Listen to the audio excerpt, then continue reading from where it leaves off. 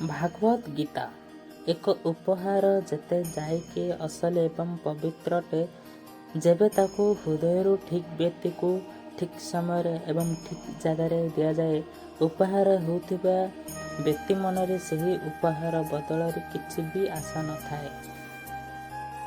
ଦୁଃଖ କରିବା ବନ୍ଦ କରନ୍ତୁ। ନିଜ ପରିସ୍ଥିତି ନିଜେ ସହ ଲଢ଼ିବା ଶିଖନ୍ତୁ, କାହିଁକି ନା ସାଥ ଦେବା ବାଲା ଶ୍ୱାସନରୁ ଆଗକୁ ଯାଇନଥାଏ। ଧୈର୍ଯ୍ୟ ରଖନ୍ତୁ। କେବେ କେବେ ଆପଣଙ୍କୁ ଜୀବନରେ ସବୁଠୁ ଭଲ ପାଇବା ପାଇଁ ସବୁଠୁ କଠିନ ରାସ୍ତା ଅତିକ୍ରମ କରିବାକୁ ପଡ଼ିପାରେ। ଭଗବାନ କହୁଛନ୍ତି, ନିଜକୁ କେବେ ଦୁର୍ବଳ ଭାବୁନାହାନ୍ତି। ଯଦି ଆପଣ ପଡ଼ିଯାଆନ୍ତି, ଉଠିବା ପ୍ରୟାସ କରନ୍ତୁ, ଲଢ଼ନ୍ତୁ, ପରା ନିଷ୍ଠାରେ ନିଜ କର୍ତ୍ତବ୍ୟ କରନ୍ତୁ। ବାକି ସବୁ ମୋ ଉପରେ ଛାଡ଼ି ଦିଅନ୍ତୁ। ନିଜ ପୀଡ଼ା ପାଇଁ ସଂସାରକୁ ଦୋଷ ଦିଅନ୍ତୁନି। ନିଜ ମନକୁ ବୁଝାନ୍ତୁ। ତୁମ ମନରେ ପରିବର୍ତ୍ତନ ହିଁ ତୁମ ଦୁଃଖର ଅନ୍ତ। ଇଚ୍ଛା ଏକମାତ୍ର ନିଜର ମିତ୍ର ହୋଇଥାଏ ଏବଂ ଇଚ୍ଛା ବି ଏକମାତ୍ର ନିଜର ଶତ୍ରୁ ହୋଇଥାଏ। ସମୟ କେବେ ବି ଏକା ଭଳି ରହିନଥାଏ। ତାକୁ ବି କାନ୍ଦିବାକୁ ପଡ଼ିଥାଏ। ଯିଏ ବିନା କାରଣରେ ଅନ୍ୟକୁ କନ୍ଦାଇଥାଏ। ଆପଣଙ୍କର ବିଶ୍ୱାସ ଏକ ପର୍ବତକୁ ବି ଘୁଞ୍ଚାଇପାରେ ଏବଂ ଆପଣଙ୍କର ମନରେ ଥିବା ସନ୍ଦେହ ଏକ ପର୍ବତକୁ ମଧ୍ୟ ଠିଆ।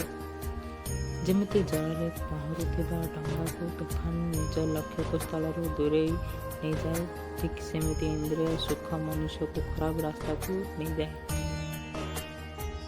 ସମୟ ପୂର୍ବରୁ ମିଳୁଥିବା ଜିନିଷ ନିଜ ମୂଲ୍ୟ ହଜାଇ ଦେଇଥାଏ ଏବଂ ସମୟ ପରେ ମିଳୁଥିବା ଜିନିଷ ନିଜ ମହତ୍ତ୍ୱ। ଯେଉଁ ଲୋକ ବୁଦ୍ଧିକୁ ଛାଡ଼ି ଭାବନାରେ ଭରି ଯାଇଥାନ୍ତି, ତାଙ୍କୁ କିଏ ବି ମୂର୍ଖ ବନେଇ ପାରେ।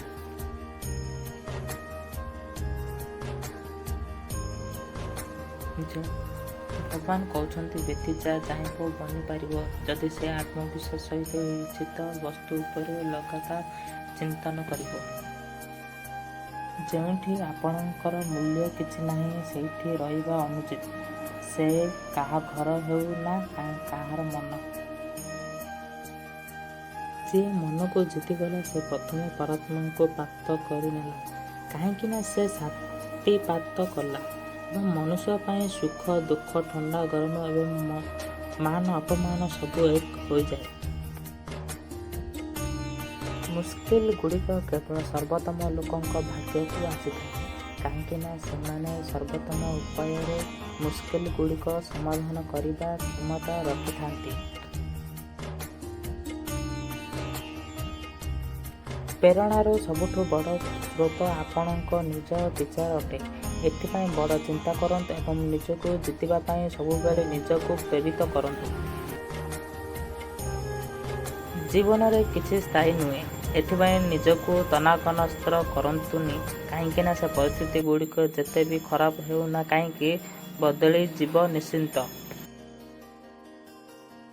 ନକାରାତ୍ମକ ବିଚାର ଗୁଡ଼ିକ ଆପଣଙ୍କର ମନକୁ ଆସିବ ନିଶ୍ଚିତ ଅଟେ, କିନ୍ତୁ ଏହା ଆପଣଙ୍କର ଉପରେ ନିର୍ଭର କରେ କି ଆପଣଙ୍କ ଏହି ବିଚାରକୁ କେତେ ମହତ୍ତ୍ୱ ଦେଉଛନ୍ତି।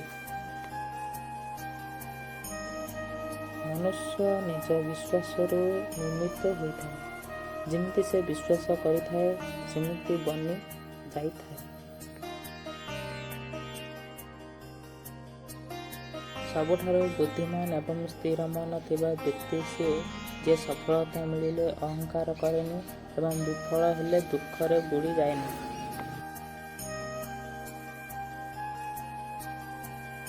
ଆପଣଙ୍କର ହାରିବା ବା ଜିତିବା ଆପଣଙ୍କ ଚିନ୍ତାଧାରା ଉପରେ ନିର୍ଭର କରେ। ଏଥିପାଇଁ ଯଦି ଆପଣ ମାନିନେବେ ତ ହାରି ହେବ ଏବଂ ଯଦି ବିଶ୍ୱାସ ରଖିବେ, ଜିତ୍ ନିଶ୍ଚିତ ହେବ। ନିନ୍ଦାକୁ ଡରି ନିଜ ଲକ୍ଷ୍ୟକୁ କେବେ ବି ଛାଡ଼ନ୍ତୁ ନାହିଁ, କାହିଁକି ନା ଲକ୍ଷ୍ୟ ପ୍ରାପ୍ତ ହେଉ ହେଉ ନିନ୍ଦା କରୁଥିବା ଲୋକଙ୍କର ରାୟ ବଦଳି ଯାଇଥାଏ। ଏ ଜରୁରୀ ନୁହେଁ ସବୁବେଳେ ଆପଣଙ୍କ ଶବ୍ଦକୁ ଠିକ୍ ମନାଯିବ। ଏଥିପାଇଁ କେବେ କେବେ ଚୁପ୍ ରହିବା ଅଧିକ ଆବଶ୍ୟକ ହୋଇଥାଏ। ଯଦି ଆପଣଙ୍କ ନିଜ ଭୁଲରୁ କିଛି ବି ଶିଖୁଛନ୍ତି, ତ ଭୁଲ ସିଡ଼ି ଗୁଡ଼ିକ ଅଟେ। ଆଉ ଯଦି କିଛି ଶିଖୁନାହାନ୍ତି ତ ଭୁଲ ଗୁଡ଼ିକ ସାଗର ଅଟେ। ନିଶ୍ଚୟ ଆପଣଙ୍କର ଚଢ଼ିବା ବା ବୁଡ଼ିବା